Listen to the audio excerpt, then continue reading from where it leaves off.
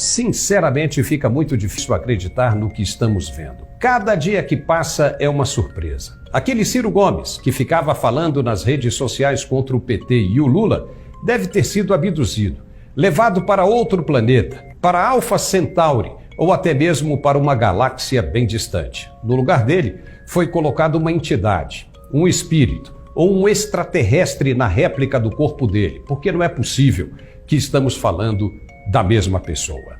Por unanimidade, nós tomamos uma decisão. E eu gravo esse vídeo para dizer que acompanho a decisão do meu partido, o PDT. Frente às circunstâncias, é a última saída. O que vemos é duro e cômico ao mesmo tempo. Políticos vira-latas, na cara dura mesmo. Esse é o espelho da velha política nacional. É difícil de separar o joio do trigo quando se olha numa cesta com os mesmos nomes do passado. Senhor Ciro Gomes, que papelão, hein? Disse que ia se retirar da política e deu o último tiro. Porque depois dessa, não há mais ninguém no mundo que possa acreditar em suas palavras. É impressionante a cara de pau com que este senhor vai olhar para os eleitores de agora em diante. Um sujeito que parecia estar renascendo das cinzas, convencendo o mundo de que não fazia mais parte das tramóias da política brasileira, chegou a colocar o dedo, sem receio algum, na cara dos culpados. O Lula virou um chefe de quadrilha. O Lulinha, filho do Lula, era administrador de um zoológico em São Paulo. De repente, transações milionárias com a Telemar. Meu irmão, eu estava lá, você lembrou? Eu vou repetir, eu estava lá. Eu vi o Lula se corrompendo. O que é isso? Se o Lula é o chefe da quadrilha dos ladrões, como ele mesmo disse, então esse senhor Ciro Gomes é o que agora, ao se juntar ao Ali Babá? Se um cara diz que viu o outro se corromper, que acusou os filhos do chefe de roubarem e enriquecerem ilicitamente, que o PT roubou e que ainda pretende roubar para sempre, que destruiu o país, nas próprias palavras, e agora decide se juntar aos que ele acusou de criminosos, mesmo sabendo dos verdadeiros propósitos, não seria o senhor Ciro farinha do mesmo saco? Ao que parece é muito grave, pois quem acusou esteve com más intenções o tempo todo, como no tempo em que dizia que não conhecia o Foro de São Paulo. E nós mostramos aqui ele mesmo dizendo que participou das reuniões do grupo por diversas ocasiões. É por isso que Ciro Gomes nunca saiu do terceiro lugar. Quem o conhece bem não vota nele. Ainda mais agora que o mundo conta com a internet, onde tudo ficará gravado. Não seria melhor ele ter contestado e mesmo até saído do partido?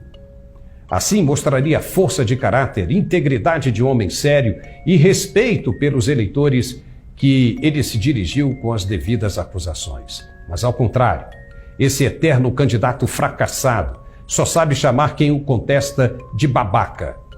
E talvez alguns brasileiros sejam mesmo babacas por acreditarem que esse pudesse ser algum dia a terceira via. A mentira está viva na boca desses políticos inescrupulosos. Durante os debates, Lula, por exemplo, chamou Bolsonaro de mentiroso. Você, quando vier no microfone, você se comporta com o presidente, respeite quem está assistindo, não minta.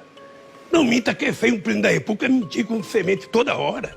Opa! Mas o segredo de se contar uma mentira, segundo um mentiroso, é acreditar que ela seja verdade e repetir muitas vezes até que outros se convençam do mesmo.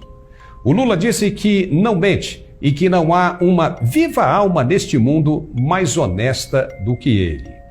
Eu, quando namorava, muito tempo atrás, no Luxemburgo, eu tinha uma garruchinha 22, porque eu andava do Parque Bristo até a Vila Oliveira a pé meia-noite. Eu namorava até as 11h30. Aí eu tinha que sair a pé. Era longe, Paca, e não tinha ônibus, era a pé. Então eu tinha uma garruchinha, colocava ela aqui dentro. Tirava as balas com medo que ela estourasse alguma coisa aqui dentro. Mas não foi o mesmo Lula quem disse que nunca usou uma arma na vida? Eu não acredito que alguém queira uma arma para o bem. Eu não acredito. Eu tenho 76 anos, nunca tive interesse em ter uma arma. Mentem e mentem muito, do mesmo jeito, negando até a morte, chegam a contestar os instrumentos da lei, dizendo que todas as delações premiadas foram mentiras, que a Odebrecht, por exemplo, não liberou dinheiro para propinas, mesmo com o dono da empreiteira revelando que mais de 300 milhões de reais da companhia foram alocados para a corrupção. Não adianta, a cara é dura como madeira de carvalho. Mas tem brasileiro que gosta de ser enganado. Aqueles que são que nem cavalo de carroça, que só enxergam de um único ponto de vista. São os que sofrem de cleptomasoquismo, que é o prazer em ser roubado. Até quem foi para o exterior fugindo da vida ruim que os governos anteriores proporcionaram, votaram no mesmo partido que os forçou a sair do país. Quem vai entender isso? São palavras que talvez desagradem, mas aqui nós só falamos de provas e não conjecturas. Se o atual presidente tivesse algo negativo para mostrar, nós estaríamos aqui para bater na cabeça dele também. Mas ao contrário, temos números que comprovam o crescimento da economia, da redução dos crimes violentos e do Auxílio Brasil, que pode acabar com a fome dos mais necessitados. Genocídio, Marielle, milícia, onde estão as provas? Mas o que foi mostrado pela Lava Jato, nada foi inocentado, não se engane. E ninguém disse que as provas eram falsas. Agora só mais uma pergunta. Lula já foi presidente deste país? Porque ele fala como se nunca tivesse sido. Em reunião com os franciscanos, disse que a educação vai ser prioridade máxima no país. E a educação vai voltar a ser prioridade zero nesse país. Ou seja, nós vamos cuidar da educação, porque é a partir da educação que a gente vai transformar o povo brasileiro. Uou! Mas ele já esteve eleito por 2 vezes e a Dilma 1 vez e meia. Foram 14 anos no poder. E por que não fizeram para a educação o que estão prometendo hoje? Depois de 14 anos, por que não fizeram? Quando Fernando Haddad deixou o Ministério da Educação, o brasileiro sabia ler, mas não conseguia interpretar um texto. Um desastre da educação. Existe um ditado que diz o seguinte: quem nasce para lagartixa nunca chega a jacaré. Pense de que lado você está. Muito obrigado e até a próxima. Uai, seu app de vídeos curtos.